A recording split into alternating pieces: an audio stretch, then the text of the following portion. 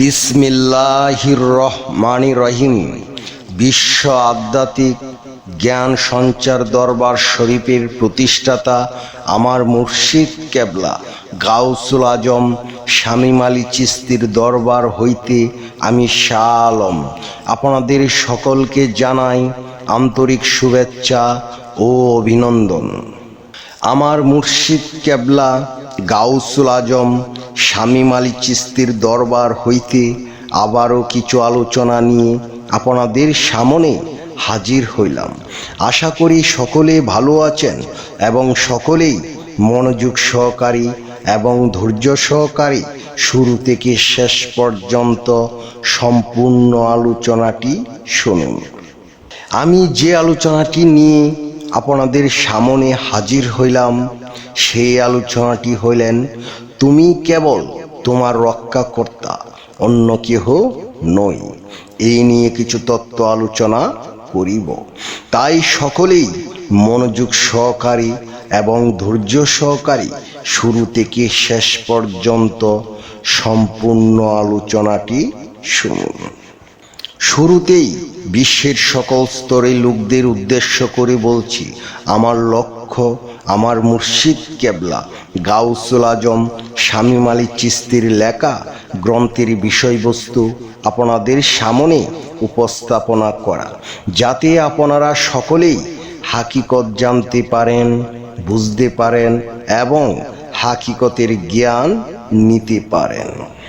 আমি যে আলোচনাটি নিয়ে আপনাদের সামনে হাজির হইলাম, এই আলোচনাটি আপনাদের জন্য অনেক গুরুত্বপূর্ণ। এই আলোচনার মাধ্যমে আপনারা সকলে জানতে পারবেন, তুমি কেবল তোমার রক্ষাকর্তা, অন্য কেহ নয়। তাই সকলেই মনোযোগ সহকারী এবং ধৈর্য সহকারী শুরু থেকে শেষ পর্যন্ত সম্পূর্ণ আলোচনাটি শুনুন। আমার পীর কেবলা জান গাউসুল আজম শামীম আলী চিশতি বলেছিলেন, নিজের ত্রুটির দিকে তাকাও, তুমি কি করেছ বা করোনি, অন্যের ত্রুটি এড়িয়ে যাও। অর্থাৎ তোমরা কেবল আত্মকেন্দ্রিক হও, অপরের দোষ খুঁজতে যেও না। কারণ অপরের দোষ খুঁজতে দেখতে গিয়ে তোমরা তোমাদের দোষ খুঁজে দেখার সময় পাবে না। যখনই তোমরা অপরের দিকে তাকাবে, ঠিক তখনই তোমরা তোমাদেরকে দেখার কথা ভুলে যাবে। অপরের ত্রুটি দেখতে চাওয়া মানেই হচ্ছে নিজেকে এড়িয়ে যাওয়া। তোমরা তোমাদের ত্রুটি নিয়ে ভাবো এবং দোষমুক্ত হও। একই দোষ দ্বিতীয়বার যেন না হয় সেদিকে লক্ষ্য রাখো, এতেই তোমরা রক্ষা পাবে।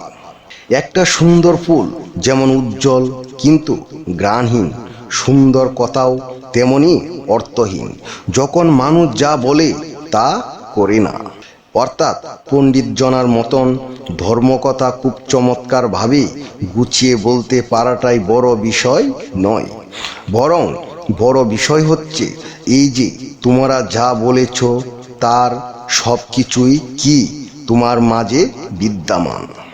সর্বত্র ঘুরে ঘুরে শান্তির উপদেশ দিচ্ছ, কিন্তু দিন শেষে তোমরাই দ্বন্দ্বের মূল কারণ নয়তো।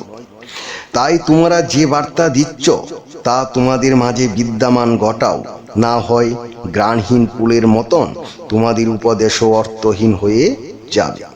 তোমরা যখন পণ্ডিত না হয়ে প্রজ্ঞাবান হবে, তখনই তোমরা জীবিত ফুলের ন্যায় সৌরভ চড়াবে।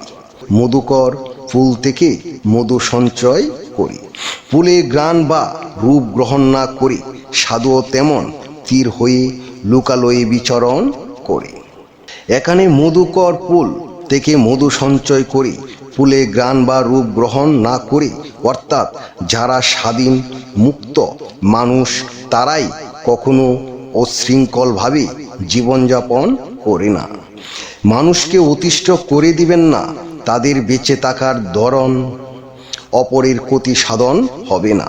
তারাও দুনিয়াতে থাকেন, তোমরাও দুনিয়াতে থাকো, কিন্তু তোমাদের দ্বারা দুনিয়া দোষমুক্ত হয়ে যায়, কিন্তু তাদের দ্বারা দুনিয়া দোষমুক্ত হয়। সাধুও তেমন তীর হয়ে লোকালয়ে বিচরণ করেন, অর্থাৎ সাধুরা কুমল রূপী হয় তথা নিজ কেন্দ্রস্থির একজন মুক্ত অনুসন্ধানকারী।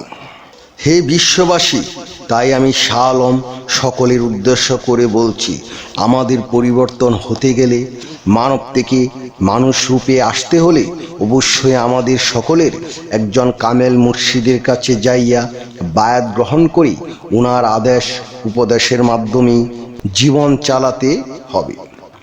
আমি যে আলোচনাটি আপনাদের সামনে করেছি, এই আলোচনাটি আপনাদের কাছে কতটুকু ভালো লেগেছে?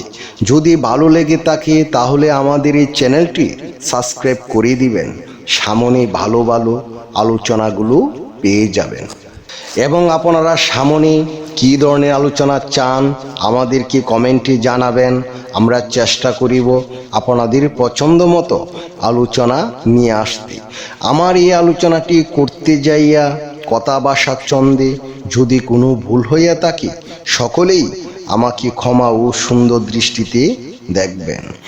সকলে আমার জন্য দোয়া করিবেন, আমি যেন আপনাদের সামনে ভালো ভালো আলোচনাগুলো নিয়ে আসতে পারি এবং শোনাইতে পারি।